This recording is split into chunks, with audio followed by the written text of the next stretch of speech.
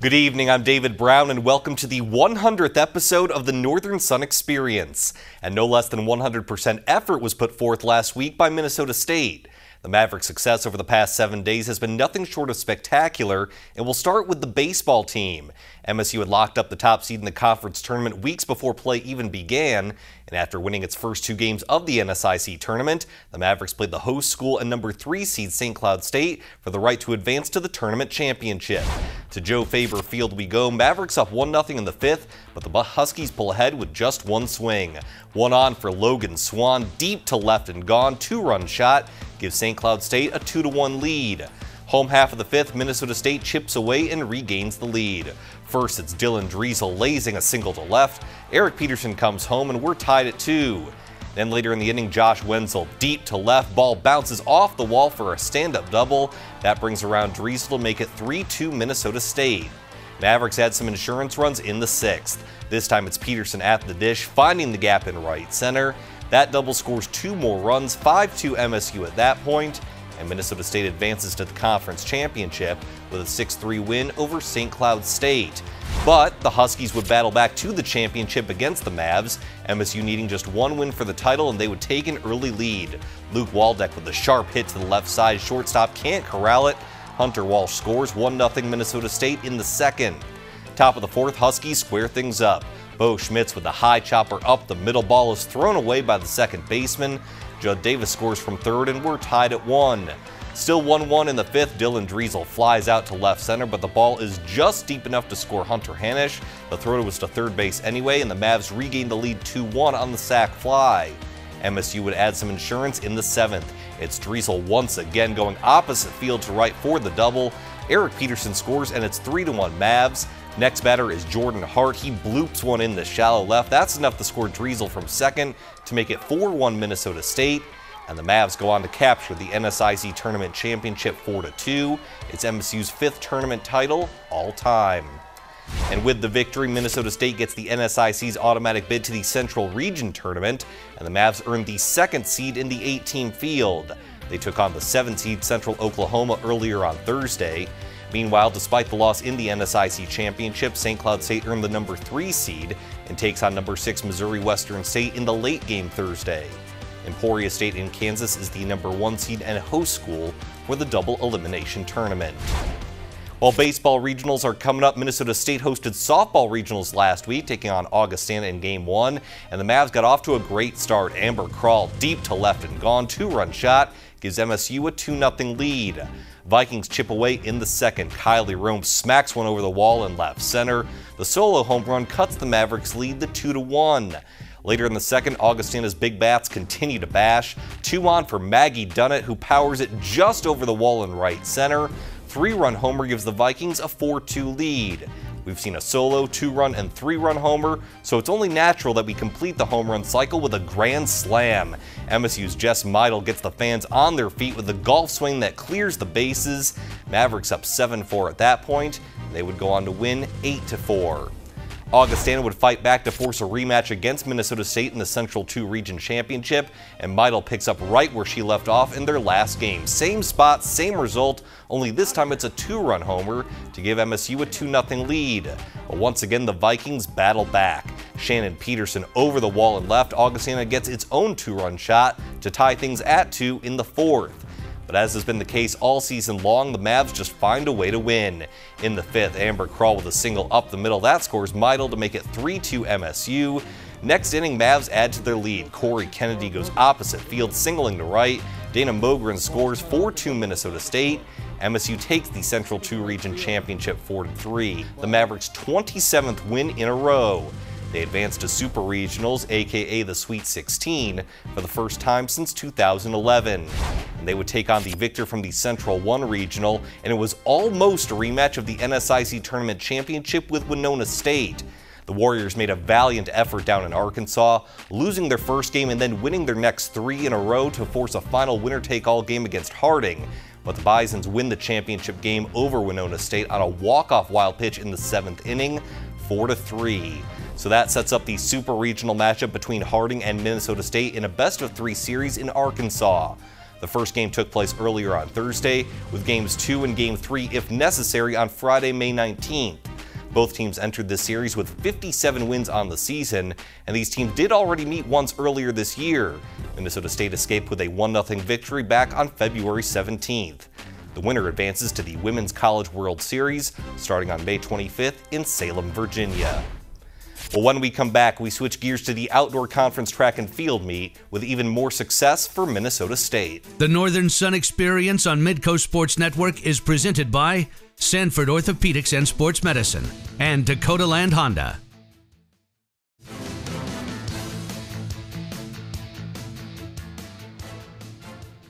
Welcome back. Minnesota State's men's track and field team has won 5 consecutive outdoor conference tournaments, and heading into this year's NSIC Championships, the Mavs fielded a roster as good, if not better, than their previous 5.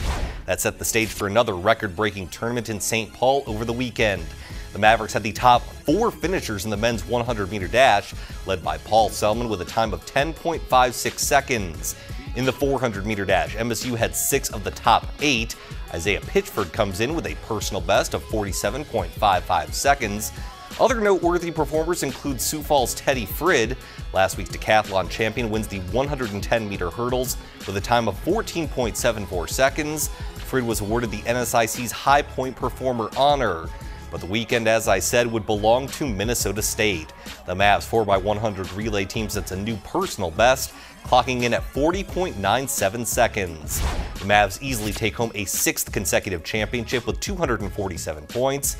In addition to what you just saw, MSU's Michael Sandel set a new conference mark in the triple jump, and the 4x400 team set a new NSIC record as well.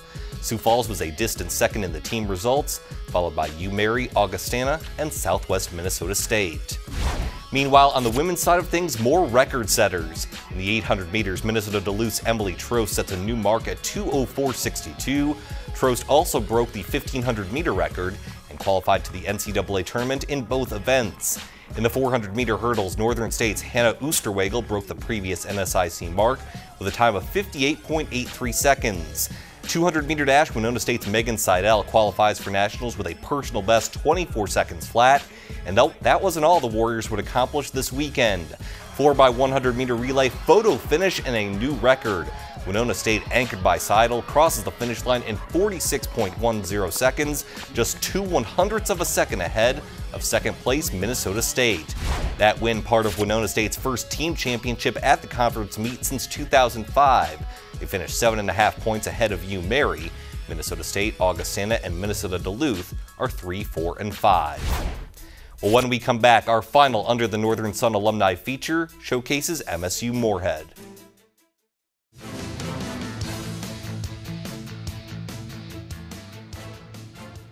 Welcome back to the Northern Sun Experience. Over the past 8 months, as part of a celebration of the NSIC's 25th season, we've been introducing you to members of the conference's 25th anniversary team, and the 50th and final inductee has just been named. Congratulations to former Minnesota Duluth baseball standout Alex Wojciechowski. The 2013 and 2016 NSIC Player of the Year, Wojo, as he was known at UMD, was also a 3-time All-Central Region honoree. He was drafted in the 15th round of the 2016 MLB draft by the Philadelphia Phillies and is currently playing in Class A with the Lakewood Blue Claws in New Jersey. Congrats to all 50 members of the NSIC's 25th anniversary team. And as part of the anniversary, we've also been showcasing outstanding alumni in our Under the Northern Sun features. Tonight we go to MSU Moorhead and showcase a man who's been the embodiment of Dragon Athletics since the 1960s. The Northern Sun Intercollegiate Conference turns 25 this season. Who better from MSUM to recap the Dragons' role in the history of the league than the man who was there through it all, NSIC and MSUM Hall of Famer Larry Scott. When I started at MSU Moorhead, it was just the NIC, and it was a 6-team affair. It was a very competitive league, but curiously, very small in that. And that was really before the women's program took full blossom, and then they operated with the Northern Sun on the women's side for a while. And ultimately, the officials made the right decision to merge the 2 leagues together. But at one time, we had separate conferences, men or women, and that wasn't very productive, and I don't think it was very fair. But by putting it together, certainly strengthened the bond. It made the league a lot better, and I think it increased the quality of play. Fast forward 25 years later, the NSIC has become a power in the national landscape of college athletics, according to Scotty. Most of us remain convinced that it is the best Division II league in America. It was always a good league, but there were others, including the late North Central Conference, that might have been a little bit better. But I don't think there's any league overall that's better.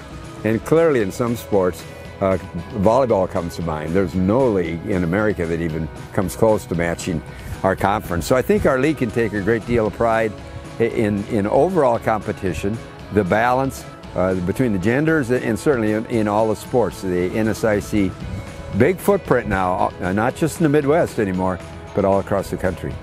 Through all of that time, Scotty roamed the sidelines, sat courtside, and roamed the halls of NSIC. So what are a few of the many names of MSUM's NSIC past that stand out to him?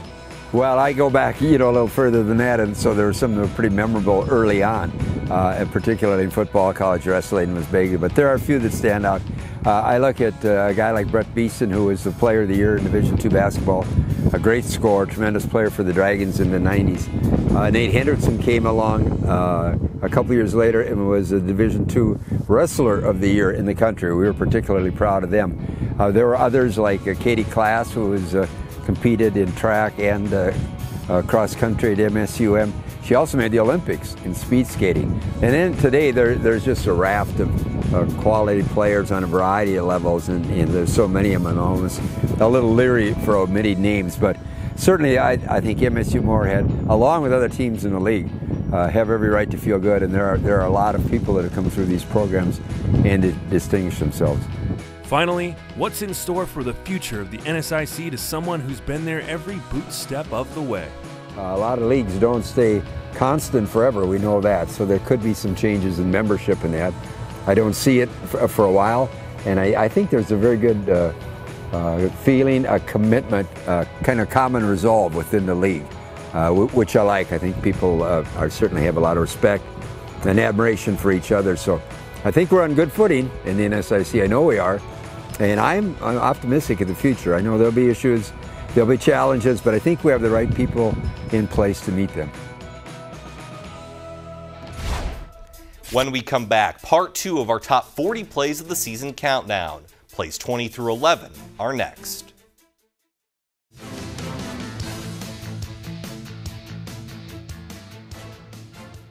Welcome back to the Northern Sun Experience, where we continue our countdown of the top 40 NSIC plays of the season. Last week we unveiled the first 20, and now we continue with the final 20. And at number 20, it's the mighty Mustapher. Minot State running back Jarvis Mustapher takes the pitch right, cuts back left, and barrels through about 5 peacocks for a touchdown against Upper Iowa. Patience, quickness, and toughness all combined to make this one fabulous run for a score, the 20th best play of the season. For number 19, more great moves for a touchdown. Sioux Falls quarterback Luke Papillion drops back, moves up, bounces left again, and throws against the grain to Brady Rose for the score at Minot State. Papillion was a master in the 2016 season at keeping the play alive, and he uses every part of his repertoire to give the Cougars another touchdown. At number 18, SMSU dips into its bag of tricks. Off the reverse flea flicker, quarterback Blake Gimble tosses it to Raphael Lawson-Gale, who maneuvers his way down the left sideline for 6 against Sioux Falls. If you've watched the Mustangs over the years, you'll know that technically this play broke down as Gimble was looking for a different receiver deep, but the ability to improvise and still make things work is SMSU football at its best. Back to the hardwood at number 17. Bemidji State's Ben Best brings it up and tosses to Christian Pekarik for the game-winning 3 at the buzzer against Wayne State. The Beavers do a great job working from the far end of the court, and Best gets the Wayne State help defender to over-pursue ever so slightly to give Pekarik a clean look for 3, the win, and play number 17. The gridiron calls for number 16. We saw our fair share of one-handed catches in the previous episode, but this one by Minnesota State's Taylor Johnson is unreal, using his left hand for the touchdown against Sioux Falls. Johnson readjusts to the pass from Nick Giarchini as best he can, and he almost has to use one hand to haul it in. At number 15, it's the return of the Mac. Northern State's Mac Arvidsson comes off a screen, catches and fires for the game-winning 3-pointer at USF. The January 27th clash between the Wolves and Cougars was a classic back-and-forth affair that ended when Arvidsson rattled home a clutch 3. For number 14, a bit of trickery from Concordia St. Paul. Darius Chaps takes the snap on the fake punt and runs 39 yards for the first down against Minnesota Duluth. At full speed, it might be hard to see how it happens, but we'll slow it down for you. The center snaps and holds the ball while Chaps takes it and fools the entire Bulldog defense. In a game where more than 100 total points were scored between the two teams, it's a non-scoring play that gets all the attention at number 14. 13 is usually an unlucky number, but there's no such thing as unlucky when it comes to Upper Iowa's Carson Parker. The junior stops, pops, and buries a game-winning 3 at the buzzer against SMSU in overtime. Parker gets the inbounds and maintains his momentum all the way down the court, giving himself enough space to not only hit the 3, but make 13 seem like a lucky number. But how can luck be involved when Parker's right back on the countdown at number 12? 2 weeks after his SMSU game winner, Parker does it again. In a play that looks eerily similar, he takes the ball up and buries another game-winning 3, only this time against Augustana. Same situation, tie game. Same situation, taking the ball the length of the court. And same situation, another 3 for the win. So it's only fitting that a clutch three-point artist gets a third straight three-pointer on our countdown. At number 11, Parker somehow tops his previous 2 shots. In the first round of the NCAA tournament, Parker hits the game-tying three-pointer against Northwest Missouri State to force overtime. Now, while his first 2 three-pointers were game winners, this shot kept Upper Iowa's season alive in a do-or-die situation. Granted, the Peacocks would eventually fall in overtime, but Northwest Missouri State would go on to become the D2 national champions, and Parker proved he could come up big on the biggest stage against them with the 11th best play of the season. When we come back, the top 10 plays of the NSIC season. The Northern Sun Experience on Midcoast Sports Network is presented by Sanford Orthopedics and Sports Medicine and Dakota Land Honda.